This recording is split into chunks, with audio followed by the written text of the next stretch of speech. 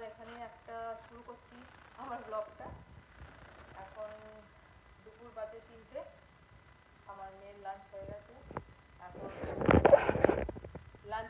এখন বসে টেনে খাচ্ছে।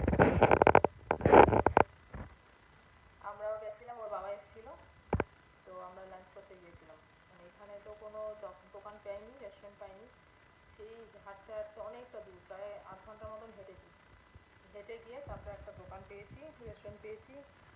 ওখান থেকে খেয়ে ওর বাবা চলে গেল বাড়ি, আর দুটো ছেলে আমার রয়েছে ওখানে। আর আমি চলে এলাম আবার এর কাছে, মেয়ের কাছে চলে এসেছি। তো সকালে ডক্টর দেখে গেছে, তারপরে আমার মেয়ের আবার যে গাইনি ডক্টর আছে উনিও এসেছিলেন, দেখে গেছে। আরও 2 দিন হয়তো রাখতে হবে ওকে, ঠিক আছে?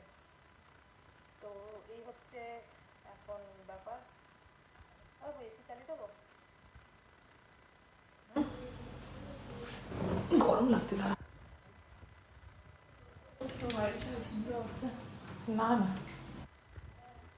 তো এখন ওর বাবা চলে গেছে। বিকেলবেলা এখন আবার আসবে সবাই, ওকে দেখতে আসবে। টেস্ট হয়েছে, স্যালাইন এক হাত থেকে তো গাঁদাটা আরেকটা খোলা হয়েছিল, এখন বলে দিয়েছে আবার ওই হাতটা খুলে দিয়েছে,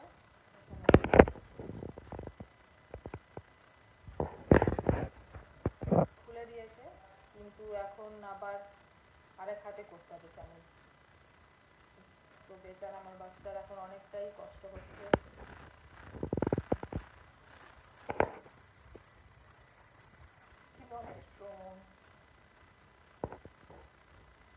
অনেক স্ট্রং বেবি আমার। যাই হোক, কষ্ট হোক, যাই হোক, বলে না। আর সকালে তো 6:30, 6:30-6:30 দিকে আমার দিদা কল করে করে আমাদের ঘুম ভাঙিয়ে দিয়েছে।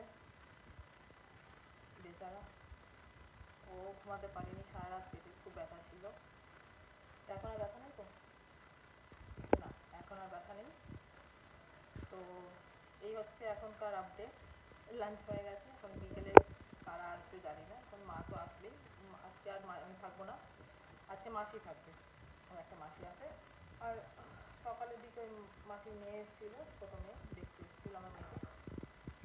তো এই হচ্ছে আজকে এখনকার মতো আপডেট। আবার বিকেলে কী হচ্ছে না হচ্ছে আবার জানাবো, ঠিক আছে? তাহলে চলো এখনকার মতন